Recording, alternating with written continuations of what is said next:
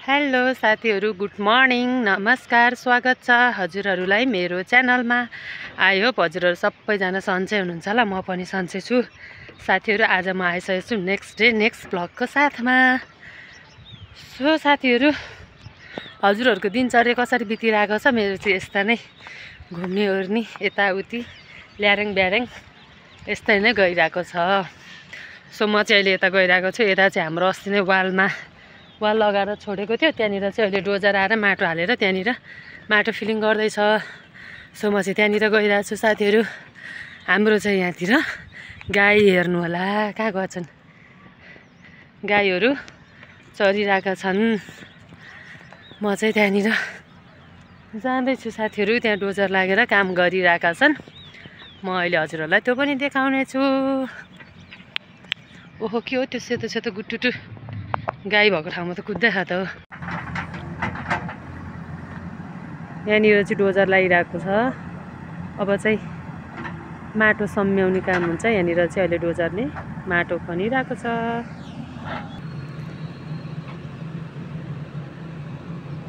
यहाँनिर चाहिँ पहिरो लडेको ठाउँमा यस्तो गरेर त्यहाँबाट डोजरले यहाँनिरबाट माटो खन्दै लाँदै त्यहाँनिर लगेर हालेर चाहिँ काम कम्प्लिट हुन्छ। अनि त्यसपछिबाट यो बाटो सुइँ बन्छ अनि हाम्रो बाटो राम्रो हुन्छ। हाम्रो श्यामदाई हुनुहुन्छ, हाई गर्नु।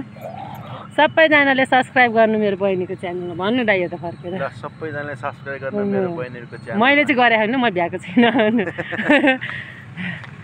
यस्तै भइरहेको छ साथीहरु। हाम्रोतिर चाहिँ एकदम विकासको काम तीव्र रूपले अगाडि बढिरहेछ। यहाँ हाम्रा साथीभाइ फेरि यस्ता छन्, हामी जता गयो उता उतै आउँछन् उनीहरू चाहिँ। त साथीहरु एकदम खतरा पाराले डोजरले चाहिँ झुन्ड्याएर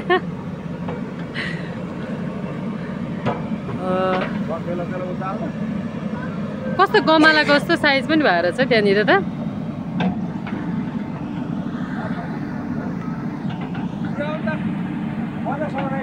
मान्छेले नै उचाल्ने काम भइरहेछ। डोजरले त्यहाँबाट त्यहाँ राखिदियो। अब सकिन्न। ओहो, त्यो चाहिँ यस्तो डन्डीहरू यहाँनिर एक्सर्साइज गर्ने भनेर कसले गाडिरहेको थियो। अनि यहाँ माटो निकाल्दाखेरि त्यसलाई पनि निकाल्नु पर्ने भयो। सो त्यो निकाल्न चाहिँ एकदम गाह्रो भइरहेछ। निकाल्दै हुनुहुन्छ तर त्यसलाई चाहिँ माथि लाने काम भइरहेको छ।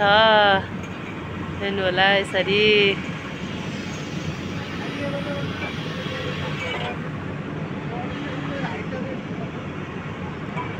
हेर्नु होला साथीहरु, यस्तो हुँदैछ काम चाहिँ आज। हाम्रो यहाँ दाइको एउटा राम्रो घर छ। यो म बसेकोबाट माथि हेर्नु होला, तामाङ दाइको घर हो। एकदम राम्रो घर छ यहाँ डाँडामा चाहिँ। फाइनली माथि गयो है, त्यो चाहिँ गयो गयो गयो गयो गयो। ओहो लो, फाइनली काम सम्पन्न भयो। हामी चाहिँ साथीहरु यहाँनिर बाटामा डोजर लागिरहेको छ अनि यही हेर्नलाई यहाँ हामी चाहिँ रमित हेरिरहेको छौँ। काम भइरहेको छ यहाँनिर। यस्तो गरेर बाटो बन्दैछ। घाम लागेको छ एकदम चर्को। प्रति जग्गा हो यसरी डोजर लागिरहेको छ। बाटो सम्म्याएर तलको वालमा लगेर हाल्ने हो।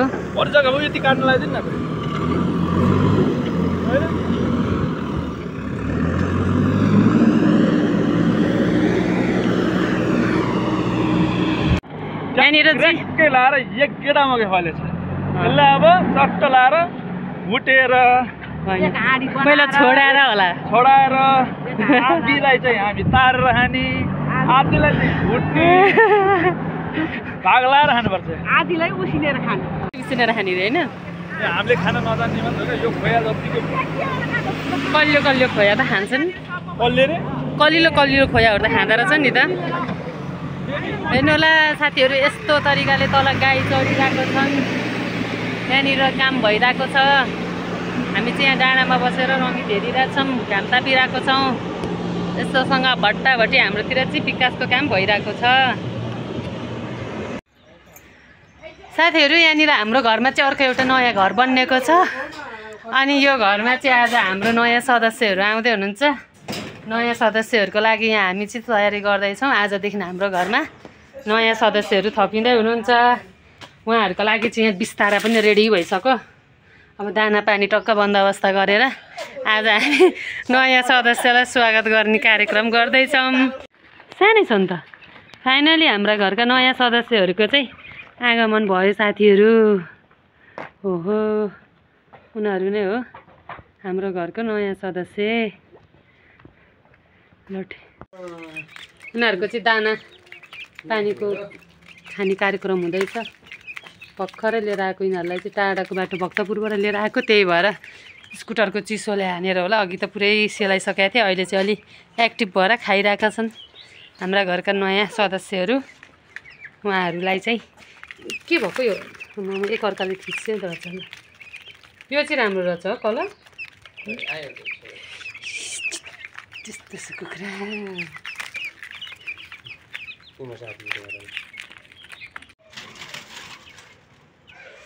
साथीहरू आज हाम्रो घरमा आउनुभएको नयाँ सदस्यहरू चाहिँ उहाँहरू हुनुहुन्छ। पुरै लेखिरहेका छन् कति राम्रा राम्रा चल्लाहरू। यहाँनिर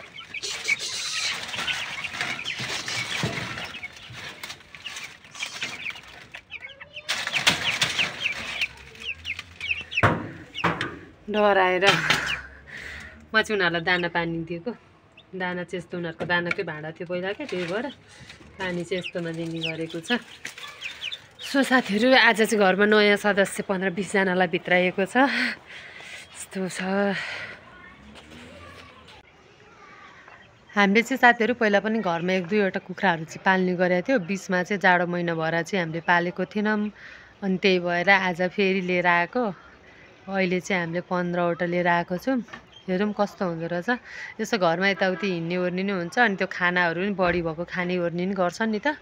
सो त्यही भएर चाहिँ लिएर आएको। पहिला नै हामीले पाल्ने गरेको थियो, अनि बिचमा जाडो महिनाले गर्दाखेरि चाहिँ राखेको थिएनौँ। अब चाहिँ अब गर्मी सुरु हुन्छ नि त, दिनदिनै गर्मी भयो भने चाहिँ चिसोले चाहिँ मर्छन्, अनि गर्मीले चाहिँ मर्दैन भनेर चाहिँ अहिले चाहिँ हामीले आज चाहिँ ल्याएर नयाँ सदस्यलाई घरमा राखेका छौँ। साथीहरू कस्तो हुन्छ हेर्दै जाउँ।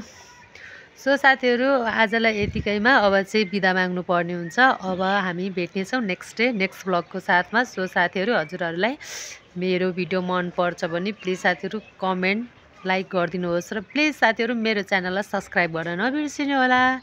हस् त everyone, bye bye, see you soon, all of you.